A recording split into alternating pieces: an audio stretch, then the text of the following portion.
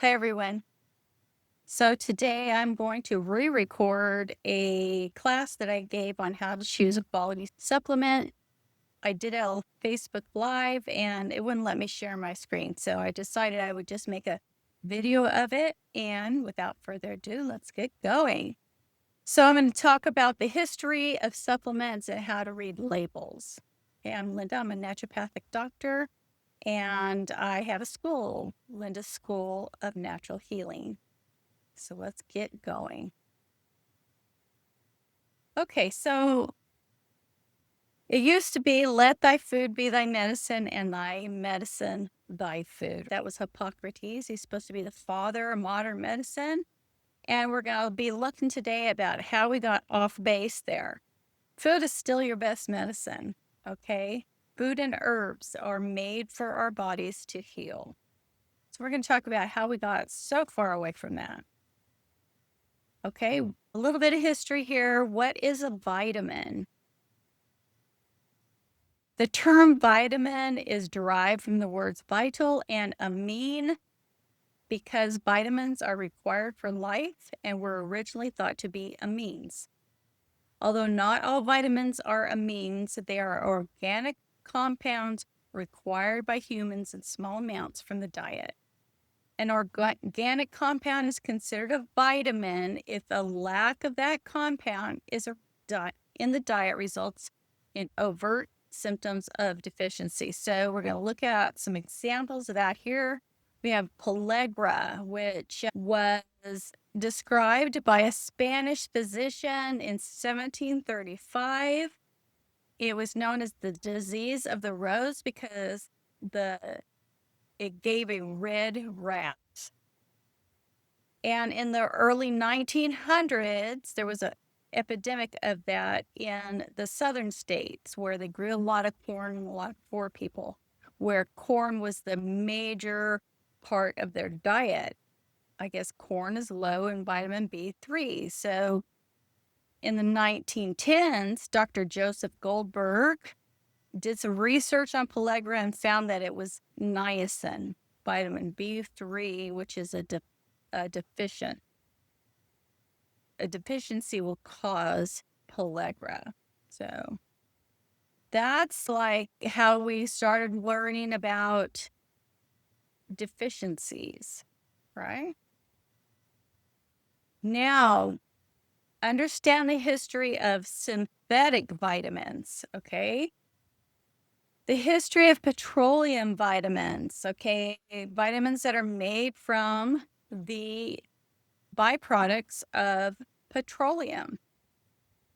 The history of petroleum vitamins and the Rockefellers is tied to John D. Rockefeller's vast oil empire, where he saw an opportunity to utilize petroleum byproducts in medicine. Okay, hey, nothing wrong with trying to find a way to utilize any byproducts. Only a reasonable person would want to not have any waste products and make money off of it if you can find a way. But essentially, you're going to find that it was a little bit more sinister than that. Essentially creating a link between the oil industry and the pharmaceutical world by funding research that led to the development of synthetic vitamins. So that's what these philanthropies often do, is they fund the things that benefit them in their business. And then they have these nonprofit organizations that they give away money and they fund the things that help them out. Let me see, where are we? Heavily influencing the direction of modern medicine toward a more standardized chemical-based approach, often at the expense of alternative medicine practices. This strategy allowed him to exert significant control over the medical field through his philanthropy, particularly through the Rockefeller Foundation, which funded research in various areas of medicine, including vitamin discovery. That's what I did a Google search, as you can see down in the bottom. What is the history of petroleum vitamins and the Rockefellers? So this is what Google gave me. And then Google says that the key points about this is about the connections is oil as a source of medicine. The Rockefellers recognized the potential to create medicine or medications and vitamins from petroleum byproducts, seeing it as a way to expand their business interests beyond just oil extraction. Through his philanthropic, I said that, the Rockefeller Foundation, Rockefeller invested heavily in medical research, significantly influencing the development of modern medicine by funding studies on vitamins and other vital nutrients. Okay, so standardization of medicine. Some argue that Rockefeller's influence contributed to the shift towards more standardized pharmaceutical-based approach to medicine, potentially marginalizing alternative practices. Yes, it did do that. And we're going to talk about how that came to be. One notable example is the discovery of vitamin C by Dr. Albert, and I'm not even going to try to say his last name because I'll just butcher it, which was partially supported by a grant from the Rockefeller Foundation. Okay, so there are some of the criticisms and concerns. Corporate influence on healthcare. Critics point out that the Rockefeller strategy essentially allowed a single corporation to exert significant control over the medical field, potentially leading to conflicts of interest and prioritizing profit over patient well-being. We know that there is definitely some profit over potential well-being, because if it wasn't like that, then every person from poor to no matter how rich you are, you would have every access to every medicine and every test that it would be equal, right? But the fact that insurance will only pay for this product or this thing, and maybe somebody who's rich and has the money to pay for it can get it.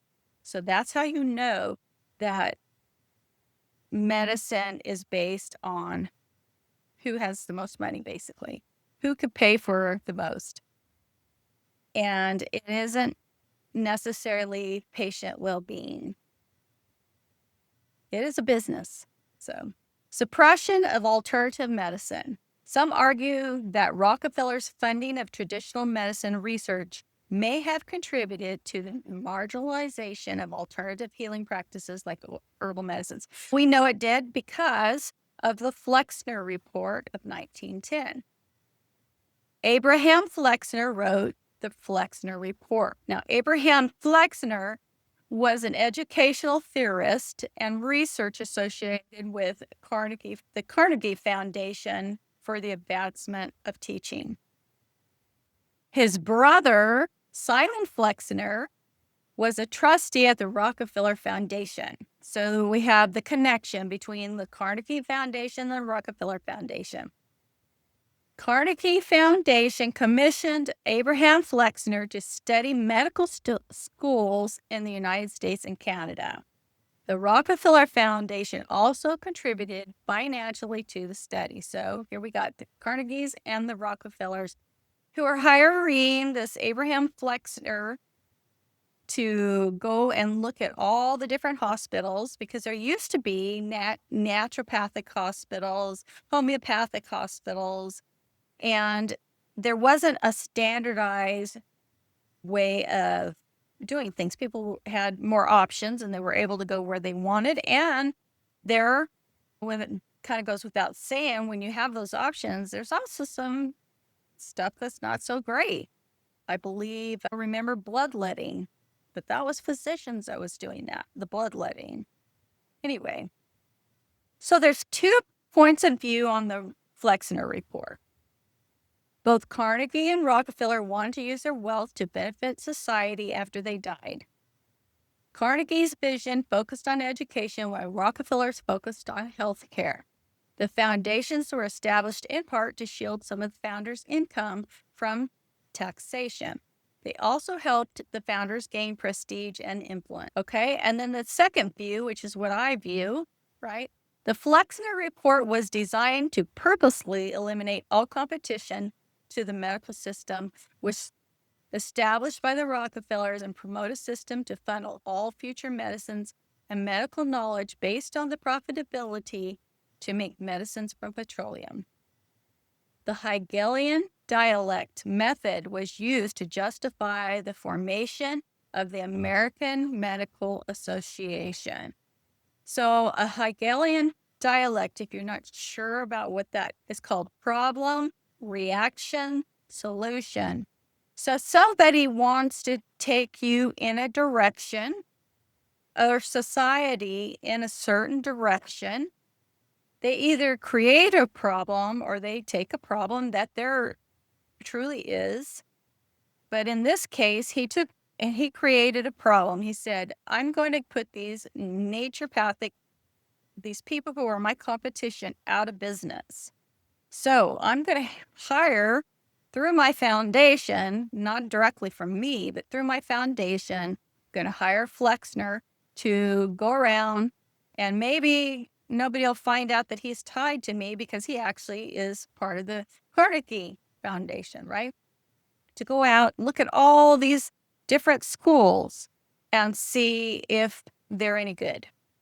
So Flexner went out and he did a report, and of course, none of the naturopathic schools fit where they wanted what the Flexner report was establishing as a good school. Okay. So of course, that's what happened. So what they did was they said, oh, these schools are no good. They created the problem. They came up with the solution, and then they formed the American Medical Association so that they could keep track of everything that was going on in the medical system and use their foundations and their chemicals in the medical system, and called all natural health people quacks. Okay, now history of the first food supplement, whole food supplement. The first whole food supplement was created by Dr. Royal Lee in 1929. He developed the multivitamin named Catalin, which is the first of many whole food supplements sold by Standard Process, a company still in existence today. Standard Process is a really great company. And Dr. Royal Lee was very brilliant. And I don't have any proof of this, but from what I learned, because I used to use the Standard Process products, from what I learned when I was using them is that one of the 3-letter agencies came and took all of his notes and burned them. So anytime that you're up against, you have big people with big money who can influence people in high power. They're the ones with the influence. So anyway, this story is that they came in and destroyed a lot of his research, burned them. Anyway. Okay. Do synthetic vitamins work as well? Okay, wait. Since then, many other companies have developed their own lines of whole food and herbal supplements, as have many companies developed and sold chemical-based vitamins and supplements. Okay. Do synthetic vitamins work equally as well as naturally occurring vitamins from whole food and herbs? So that's the argument. Some who love chemistry, they say, yes, it is. Your synthetic vitamins are the same chemical structure as the natural ones. But there is a difference. And here's what it is. Although I am not a chemist, I did some research on this. I had learned about this when I was using the Standard Process products and going to some of their trainings. And I had heard about this, but I had lost my notes, but I was able to locate it, thankfully, during doing a search. So many organic compounds are chiral, meaning they have a left-handed handedness, often found in a single enantiomer. Okay, so which can rotate polarized light. Now, everything about you is electromagnetic frequencies and light. Okay, so you are a magnetic light person. Your heart runs on electromagnetic frequencies, right? Your whole nervous system is full of electromagnetic frequencies, and the sunshine makes your mitochondria healthy, and that makes your eyes healthy, and that makes your body healthy, and that makes you sleep well. And everything is about electromagnetic frequencies and light. Okay, without it, you die. So, synthetic compounds, on the other hand, are frequently produced as racemic mixtures, equal parts on both enantiomers, which do not rotate light. Okay. So basically, from my understanding, I'm not a chemist. Maybe a chemist can pipe in here. I'm not a chemist, but from what I understand of being left-handed, right-handed, or the handedness, it would be using a synthetic vitamin would be like putting a left-handed glove on a right hand, right? You have all the same features in your glove. You have all the fingers, you have the thumb, but when you put it on your left hand, or your left hand on your right hand, and your right hand on your left hand, it doesn't fit right. Okay? Because the handedness is different. So you have the difference between how it fits. You have the difference in the frequency, the light bouncing, right? Excuse me. All right. So we're going to talk about now, how can you know if the supplement you're using has the synthetic vitamins in it or real food and herbs? So we're going to do some reading of some labels just to kind of show you what this is like. Okay, here's one. And I'm going to talk about how to know what are the best ones. Okay, so this product I located through FullScript and David Winston's Daily Adapt. So it's an adaptogen for energy, for stress, for the adrenal glands. It has some good products in there: extracts of eleuthero root, oat milky seed, schizandra berry, gotchicola herb, rhodiola root, American ginseng root. Okay, great. All good stuff. How many servings are in the container? There's 20 servings, 60 drops each. And then you look at the other ingredients: certified organic alcohol, glycerin, and distilled water. All great things. It's also it's in a dark bottle. So anytime you want to use an herb that is liquid, you want it to be in a bottle, a glass bottle or a resin bottle. Usually they're in glass because you don't want any herbs to be leached. You don't want any plastic leaching into your herbs because the oils and the extraction process can pull those xenoestrogens and the plastic poisons, which is basically plastic, right, into you. Those are all good, but what I'm not seeing here is how much of each one of these items is in here. It doesn't tell me the total amount. Just tells me what's in here. Doesn't tell me if the products were organic, where they got them. Did they get them from China? Did they wildcraft them? They don't tell me anything about that on their label. So that is one down. Where was it? How did they find it? How much exactly of each product is in there, or the total product? Okay. Okay. Then you have Herb Farm, an adrenal support product. They tell you how much is in the blend: 674 milligrams. So you know you have at least that much of the extract blend in there. You have eleuthero root, and it was sustainably wildcrafted. What wildcrafted means is they went out where it naturally grows in nature and took some. And sustainably means that they left enough there so that it could keep propagating naturally. Certified organic, meaning what they have is certified that it is grown organically. And then the F on here says fresh, undried. The eleuthero root was taken fresh and undried. The oat milky seed is certified organic, fresh, undried. And then the sarsaparilla root and the prickly ash bark, both sustainably wildcrafted. So you have more information on the quality and the amount of each herb in this product. Then you have Wise Women Herbal. That's another great product. Their adrenal tonic. You can look over on the ingredients. Proprietary extract blend 3 milliliters, 60 drops. So you get 3 milliliters in 60 drops of the combination of these products.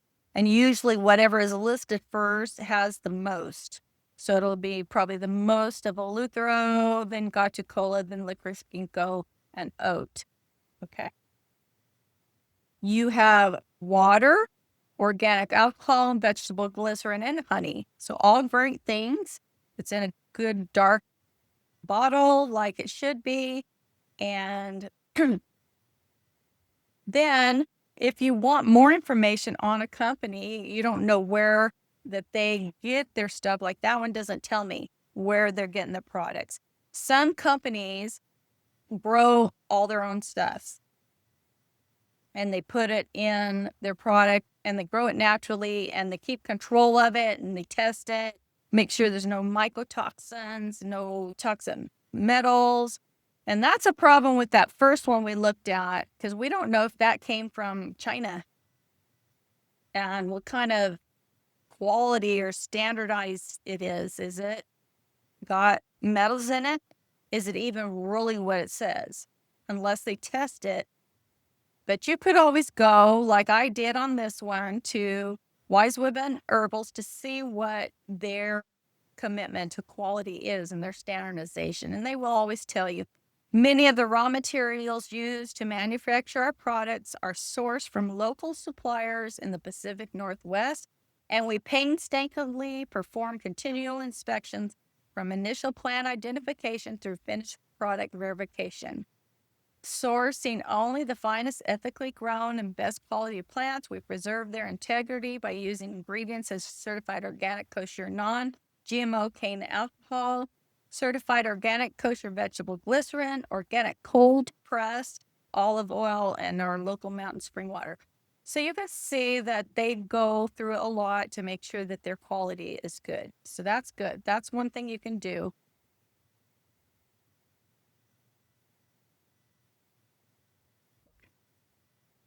Okay. Here's a product that I really liked. And a lot of people boo-hoo this product. Yeah, I'm not really sure why. Maybe because they want to push their own product. I don't know. But here, this is a tablet. This is one of my favorites. I like this product for people. It's an adrenal product, but it's also really good for high blood pressure, especially when it's stress bound. When you have stress that causes you to contract your blood vessels, because your blood vessels all have neurons and muscle tissue in it. So your blood vessels are going to be, your whole body's going to be connected to your stress. And this is a good one. It has the B vitamins, which if you look at it, you can see that you don't have exorbitant amounts of B vitamins in here because it's taken from real food. In a minute, we're going to look at one that has a lot of B vitamins, and you're going to see that it's not made from food. So if you have a ton of like 10,000% of B12, you know that is most likely not from a food or an herb. These B vitamins were taken from, you can see organic B complex blend down at the bottom, the extracts of guava fruit, holy basil leaf, and lemon peel. So if you're hearing that, oh, you can't get your B vitamins, you have to get them from meat, it is not true. You can get a lot of B vitamins from fruit. Okay. And then it says the adrenal blend is made from schizandra. The whole blend altogether is 850 milligrams. Okay. And the schizandra, so that's how much they start with. Schizandra has 330 milligrams of the berry extract, organic rhodiola, 300 milligrams, ashwagandha, 150 milligrams, the Luther 70, your B complex 50 milligrams, and then it has probiotics, which I'm thinking is probably because they do some fermenting, I believe, to get these vitamin B, these Bs out of here, but I'm not positive on that. But your natural vegetables and fruit have probiotics in them, especially if that's why you can ferment your vegetables, right? You just leave the pill on there and let them sit out with some, maybe a little bit of salt for a couple of days, and they ferment naturally. That's because they have bacteria in their peel that helps them ferment, and that's the best probiotic you can get. Okay. So anyway, that's a good product. Then you look at what is a tablet made? How do they blend and make the tablet? They're big because you're getting a lot of stuff in there, and they have to smash it together and get it to stick together so that you could take it as a pill. So it has organic gum, Arabic, organic dextrose. I'm not sure what they make their dextrose out of. Organic sunflower lecithin, organic tapioca maltodextrin, and organic palm oil and organic guar gum. This is not made from wheat or soy, so that's good. And the dextrose, I'm sure, is to make it sticky so that it can stick together, kind of like a sugar. So my preference would be honey, but I'm sure dextrose is a little cheaper. I use this. I like this product. Okay, here is a well-known brand that people think is great, right? This company has this adrenal support, and what do they have? 760 something percent, 69% riboflavin.